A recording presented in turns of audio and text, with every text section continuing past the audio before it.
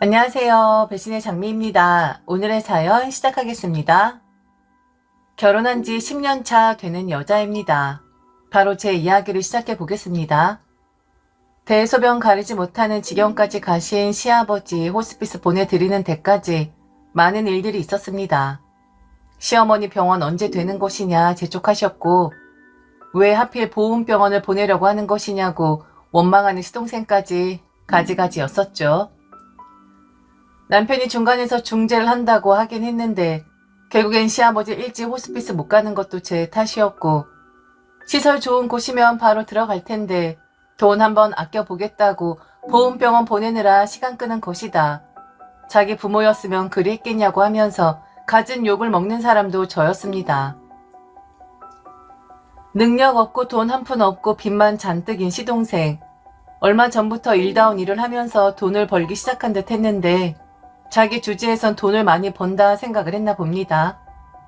그냥 시설 좋은 곳으로 얼른 모셔서 시아버지 조금이나마 편하게 해드리고자 하는데 현실 감각이 없어도 어쩜 이렇게 없을까 한심했습니다. 형수, 그냥 보내드리자고요. 제가 돈 반 댈게요. 얼만데 그래요? 나도 이제 돈 번다고요. 그러니까 거기 싼 병원 알아보지 말고 빨리 갈 수 있는 곳으로 보내드리자고요. 우리 엄마 고생하는 거 안 보여요?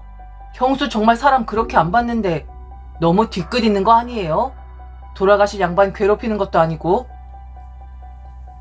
나한테 왜 이러는 거예요? 내 아버지 아니잖아요. 그이랑 이야기하세요. 그리고 형수가 아니라 형수님이라고 하는 거야. 내가 언제 너한테 도련이라고 불렀니? 항상 도련님이라고 불렀었잖아. 너랑 나랑 나이 차이가 얼만데 형수라고 불러? 버르장머리 없게. 매일같이 시어머니 제게 전화하셔서는 아버지가 병원에 가고 싶어 하신다. 대소변도 못 가리는 상황인데 언제까지 기다려야 하는 것이냐. 그냥 비싸도 얼마 남지 않은 삶이니 좋은 곳으로 빨리 들어갈 수 있는 곳으로 모시는 게 낫지 않겠냐 하는데 그 또한 어이가 없었고요. 며느라, 그냥 아무데나 보내드리자.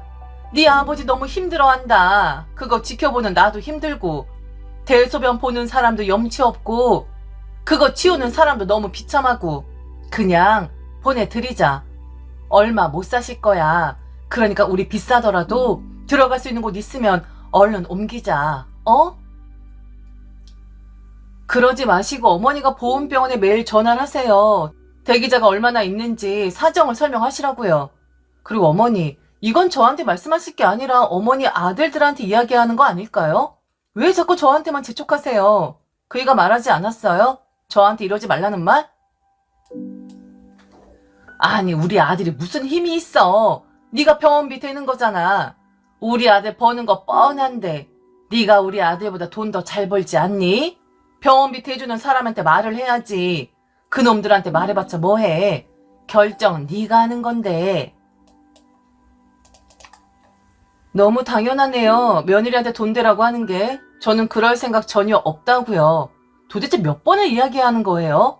우선 그건 나중에 이야기하고 저는 보훈병원이 맞다고 생각해요. 그리고 어머니, 죄송하지만 사람 목숨 그렇게 쉽게 가지 않아요.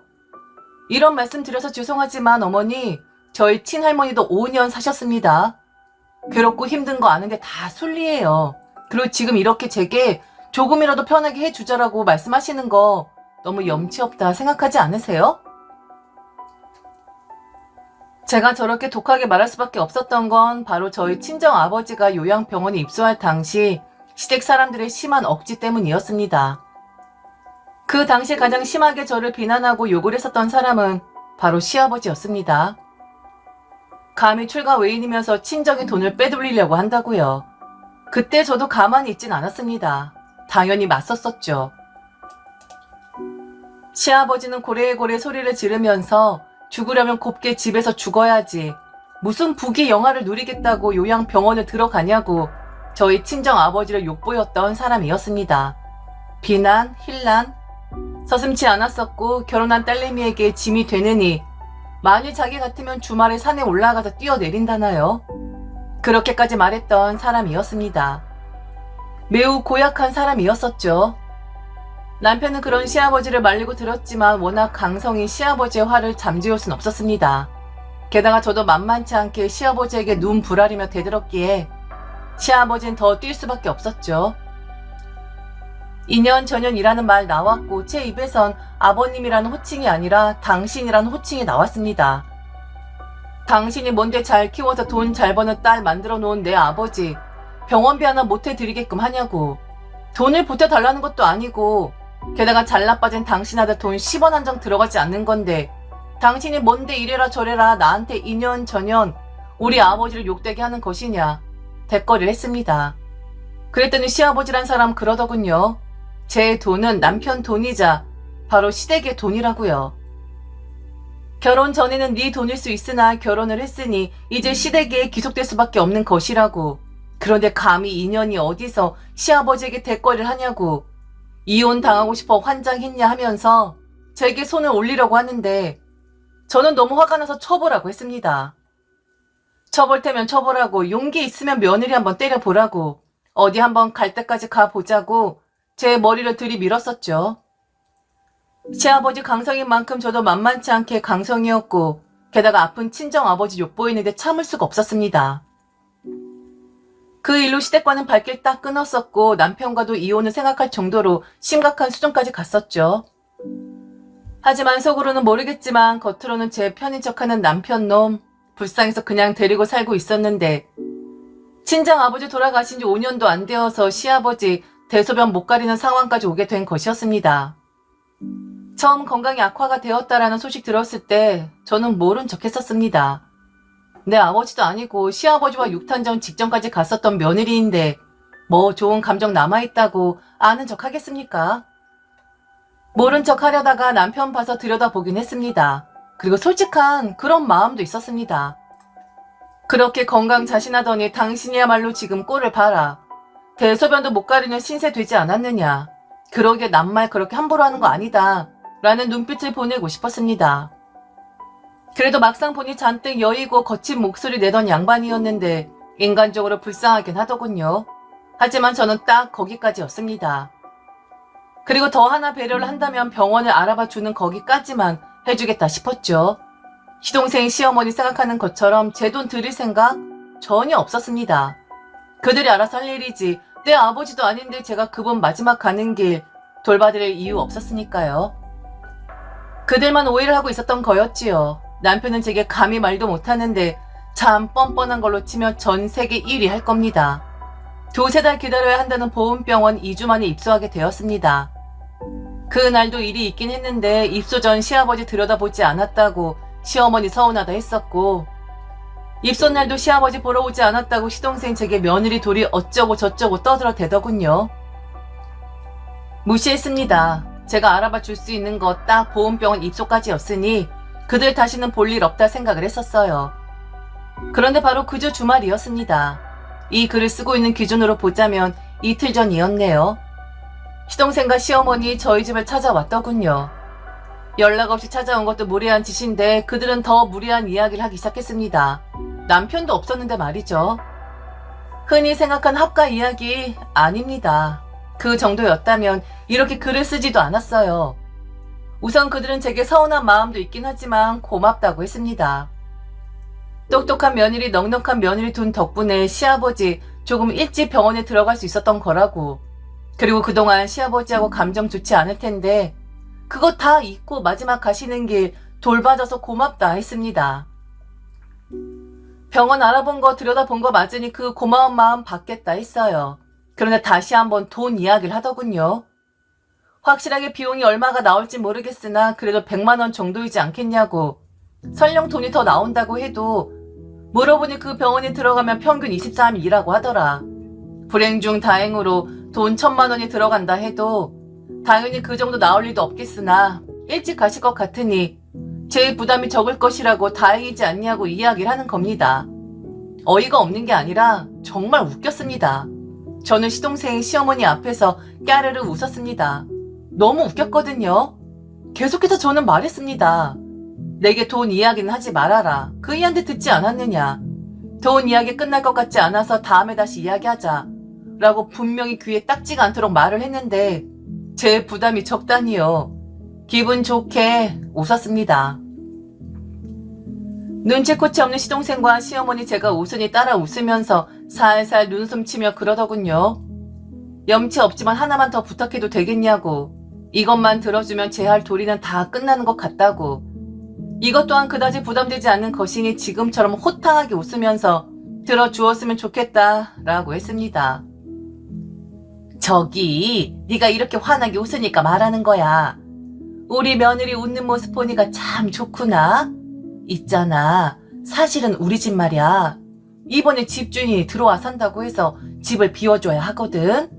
절대 우리 며느리 집에 눌러 앉겠다는 거 아니야. 이걸 어찌해야 할지 의논을 좀 하고 싶었어. 전세금 빼서 그 돈으로 다른 곳으로 가시면 되는 거 아니에요? 전세금이 어디 가는 것도 아니고. 요즘 집주인들이 들어와 살겠다고 하는 거 많아요. 어쩔 수 없는 거니까 그 돈으로 작은 집 하나 마련하세요. 아니 형수, 그 돈은 엄마 노후자금 해야죠. 뭐 형이나 형수가 엄마 책임지는 것도 아니고. 아버지도 저리 되셨으니 그 전세 자금이라도 있어야죠. 지금 엄마 말은 야 이놈아, 내가 이야기할게. 왜 네가 나서고 그래?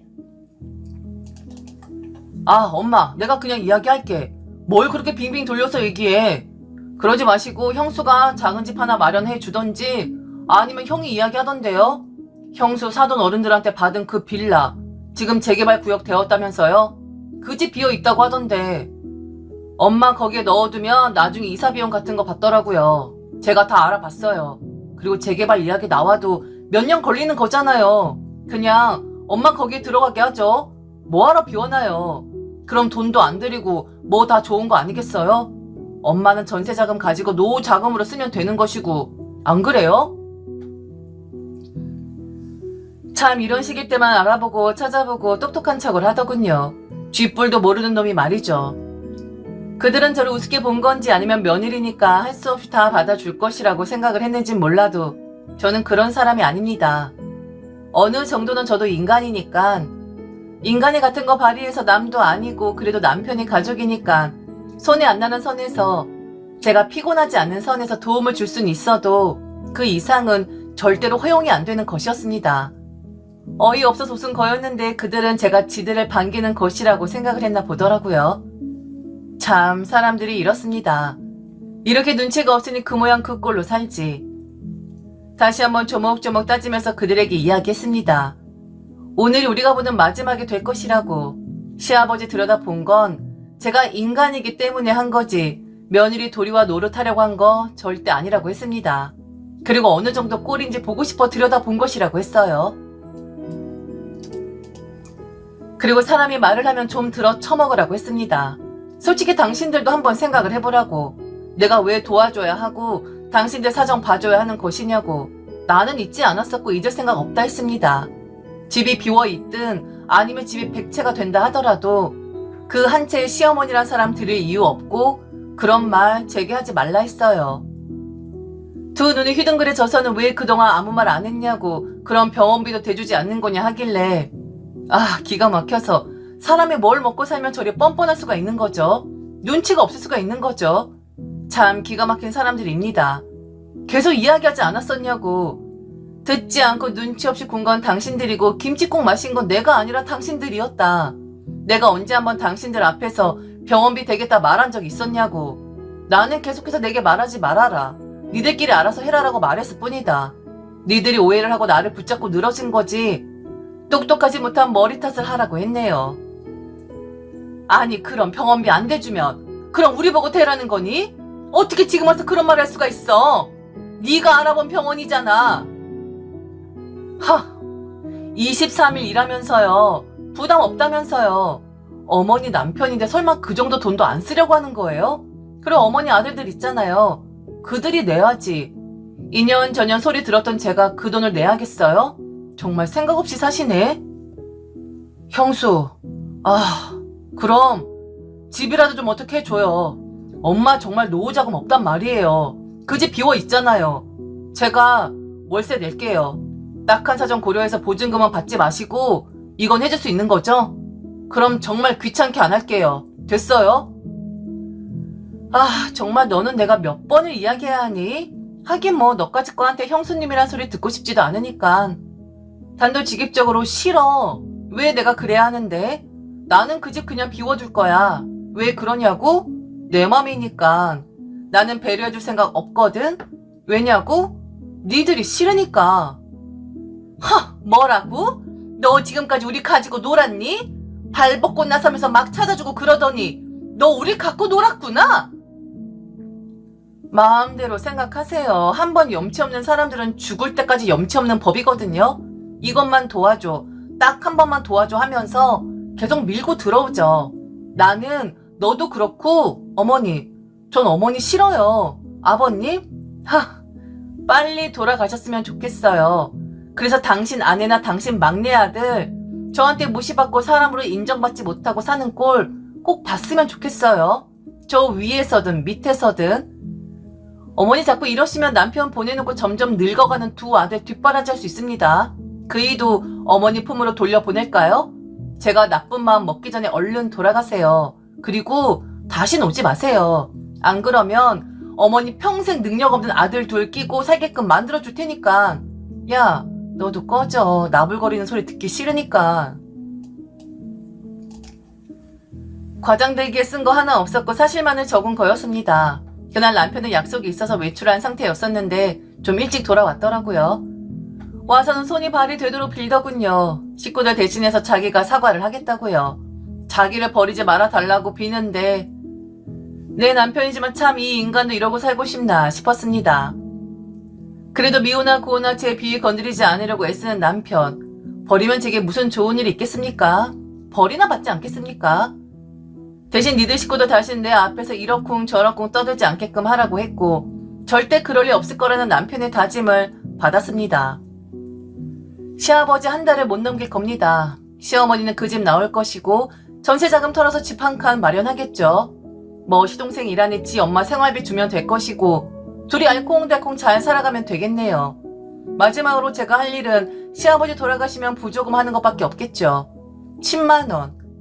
저희 아버지 돌아가셨을 때 시댁에서 10만 원 보내줬거든요. 받은 만큼 돌려주면 되는 거니 딱 공평하지 않겠습니까?